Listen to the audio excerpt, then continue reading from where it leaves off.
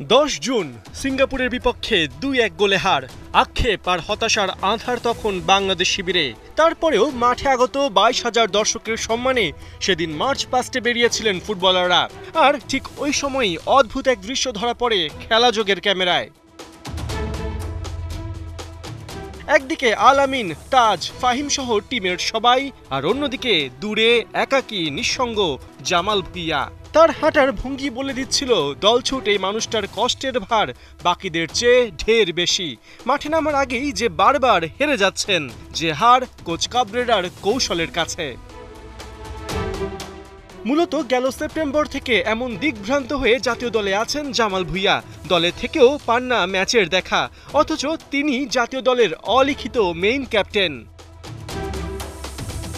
4 September থিম্পুতে ভুটানের বিপক্ষে প্রথম ফ্রেন্ডলি ম্যাচের আগে সংবাদ সম্মেলন।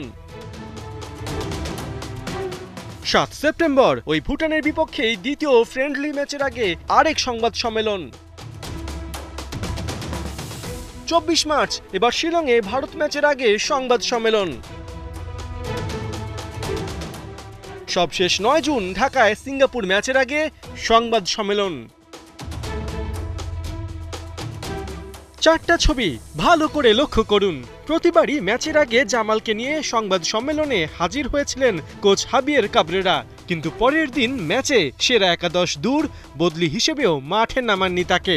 স্বাভাবিকভাবেই প্রশ্ন জাগে, তবে কি কেবল সংবাদ সম্মেলনের জন্যই জামালকে দলে রেখেছেন কোচ কাবরেরা? অথচ জামাল যখনই সুযোগ পেয়েছেন নিজেকে প্রমাণের চেষ্টা করেছেন। ভুটানের বিপক্ষে তার কর্নার কিক থেকেই অভিষেক ম্যাচে গোলের দেখা পান হামজা চৌধুরী। সেলিব্রেশনের সময় জামালকে ইঙ্গিত করে হামজার হাসিমুখী বলে দেয় কতটা পারফেক্ট ছিলেন JB6। হাল্লামোলে হামজা, সমিত, ফাহামিদুল সহ প্রবাসী ফুটবলারদের আসার যে প্রবণতা দেখা যাচ্ছে, সেখানে জামাল ভুঁইয়া বাংলাদেশের প্রথম তারকা। এক যুগ আগে ডেনমার্কের সুযোগ সুবিধা রেখে ছুটে এসেছিলেন বাংলাদেশে। 4টা গুলির ক্ষত নিয়ে চেষ্টা করে গেছেন এদেশের ফুটবলকে বাঁচিয়ে রাখতে। স্বভাবতই 35 বছর বয়সে আগের মতো গতি, স্কিল নেই জামালের। 90 মিনিট তাকে খেলানো টাফ ডিসিশন, কিন্তু তাই বলে সিঙ্গাপুর ম্যাচে 10 মিনিটও সুযোগ পাবেন না? এতটা খারাপ সময় কি এসেছে জামালের? বিশেষ করে হৃদয় কাজেমরা যখন মিটে বারবার ফেল করছিলেন, দলও 2 গোলে পিছিয়ে ছিল, তখন শেষ দিকে জামালকে না নামানোর কোনো কারণই খুঁজে পাচ্ছেন না ফুটবল বোদ্ধারা। দিন শেষে ওই একটা কথাই, পরিকল্পনাহীনভাবে এগোচ্ছে কাবরেরার বাংলাদেশ অধ্যায়, যেখানে জামাল ভুঁইয়ার ক্যারিয়ারে বসে গেছে প্রশ্নবোধক চিহ্ন।